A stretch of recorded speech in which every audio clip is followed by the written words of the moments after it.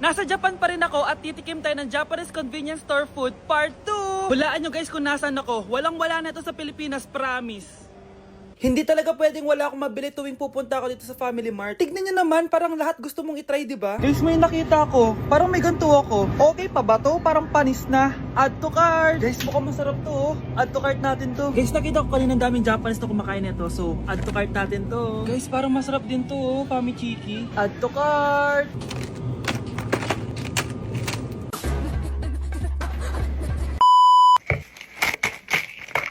Tikman na natin! Una natin titikman na itong mukhang baya. Bakit kaya ganito kulay niya?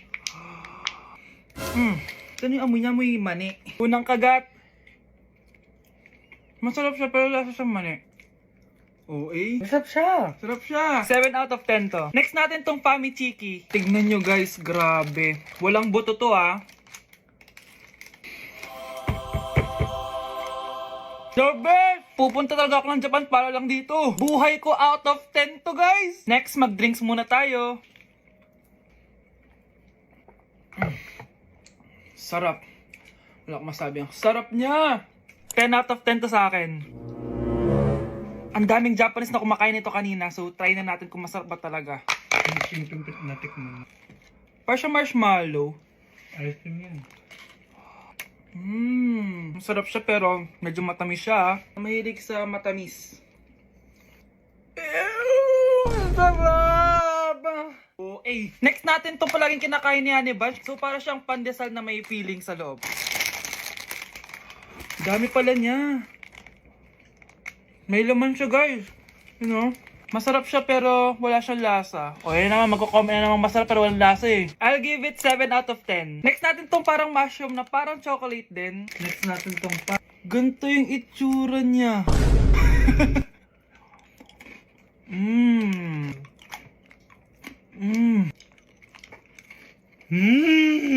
Okay talaga. Masarap to guys, 9 out of 10. Okay guys, last natin tong soy sauce flavored moisturized crackers. So lasa siyang toyo. Tikman na natin. Amoy singit. So ganito yung itsura niya. May singit. Wag nyo try guys. 1 out of 10 lang to. So yun lang naman guys, no? Kung gusto nyo ng part 3, mag-comment lang kayo dyan. And malapit na kami umuwi sa Pilipinas. Bye-bye. I-cancel ko muna diet ko. Magmumukbang tayo guys. Bumili ako na tong buldak na carbonara. Sabi nila masarap to. Guys, kasama natin si Jungkook 입니다. 안녕하세요 여러분, 저는 로드입니다. So what are we cooking today? Today, buldak carbonara with spam and onigiri. Okay, first step natin, pakuluan muna natin yung noodles. Meron din pala tayong spam guys. Ilalagay na yung gatas. Sabi mo kung stop na, Jungkook. Go. Go. Di pa? Ay! Ilalagay natin to lahat. Tatakam na ako guys. Ilagay na natin yung cheese. Guys, kain na tayo. Sobrang naglalaway na ako. Kasama natin magbumukbang si Honey Bunch. Hello po. And si Jungkook입니다. kain na tayo. Guys, kung ako sa inyo, magluto na rin kayo. Meron kaming spam. May egg din. So, ang challenge natin, walang iinom ng tubig. Hanggat hindi na uubos. First bite, guys. Sarap. With egg. Parang hindi talaga tayo magtutubig kasi hindi naman maanghang.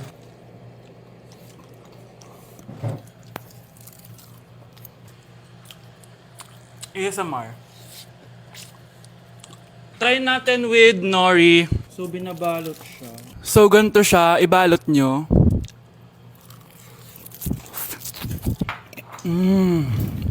Sarap nito.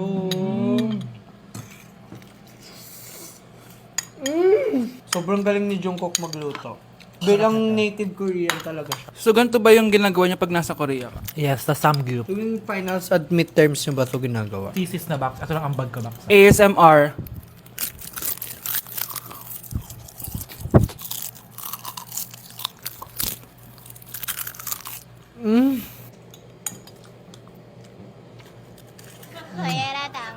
Grabe, hindi halatang gutom na gutom kami oh. Walang nasayang na pagkain. So, i-rate ko siya ng 10 out of 10 dahil sobrang sarap niya. 10 out of 10. Like super. 1,000/10. 감사합니다. Excited na ako pumunta ng Korea. Mag-request kayo ng mga vlog namin doon. Yes guys, kung anong pwedeng kainin doon, saan pwedeng pumunta, tsaka mag 7-Eleven tayo guys doon. Charan! Kamsamnida! So ayun lang naman guys, thank you for watching this video and see you on my next mukbang! Annyeonghaseyo. Bye! Dapat ano? Aling goodbye sa ano? 안녕. Hana Dulcet! Annyeong! Anak, nakita mo ba yung cellphone ng tatay mo? Nilagay ko dun sa loob ng kabaong niya bago siya ilibing. Ha?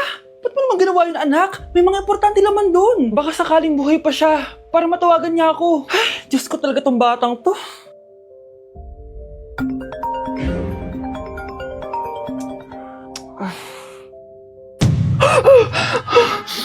Matawag si tatay. Nay, kailangan natin pumunta sa sementeryo. Tumawag sa akin si tatay. Anak, pwede ba? Wala akong oras makipagbiruan sa'yo. Marami pa akong tatapusin trabaho. Pero Nay, pag di ka pa tumigil, kukunin ko yung cellphone mo. Tay, sumagot ka. Alam kong buhay ka. Sa lahat ng pwede kong makita, ikaw pa talaga. Jessica, tinatawagan ko lang tatay ko. Nababaliw ko na talaga, no? Patay na tatay mo, di ba? Baliw. Hindi, buhay siya. Ito tandaan mo. Kapag hindi ka pa tumigil sa kabaliwan mo, susunod ka na sa tatay mo. Sinabihan akong baliw ni Jessica tapos sinaktan niya ako. Totoo naman, di ba? Nabuhay ka. Anak, nabalitaan mo na ba? Ha? Ang alin, Nay? Patay na si Jessica. Natagpuan siyang walang buhay dyan sa may ilog. Ano? Ay, Diyos ko, kawawang bata. Tay, sumagot ka na please. Ikaw! Ikaw ang pumatay sa anak ko! Ano? Eh siya nga to ng away sa akin eh. Ikaw ang huli niyang kasama. Tandaan mo to. Isusunod kita sa tatay mo. Tay, hindi ko na alam gagawin ko. Sinisisi ako ng nanay ni Jessica sa pagkamatay ng anak niya. Natatakot ako. Anak, yung nanay ni Jessica. Oh, bakit Nay? Pinatay daw. Binitin sa may puno. Ano? Nakakatakot na dito sa barangay natin, anak. Sinong pumapatay sa kanila? Nay, may tao. Sino po sila? Magandang araw po. Ako po si Detective Jason. Ako ang may hawak sa investigation case sa pagkamatay ni Cheska at ng kanyang nanay. Bakit kayo nandito? Dahil dito.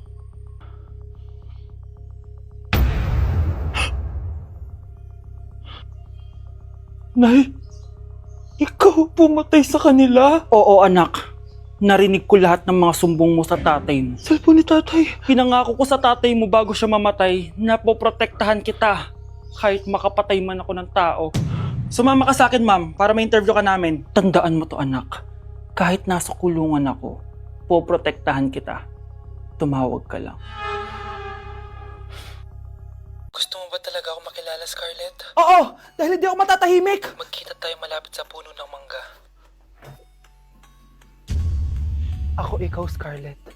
Galing ako sa future. Paano? Paano nangyari yun? Basta, Scarlett, ayusin mo yung mga desisyon mo sa buhay, ha? Sige na, baka mahuli pa ako ng mga humahabol sa akin. Sandali! Sino humahabol sa'yo? Sino ba yung humahabol sa kanya? May mangyayari ba masama bukas? Bakit di pa siya tumatawag sa akin?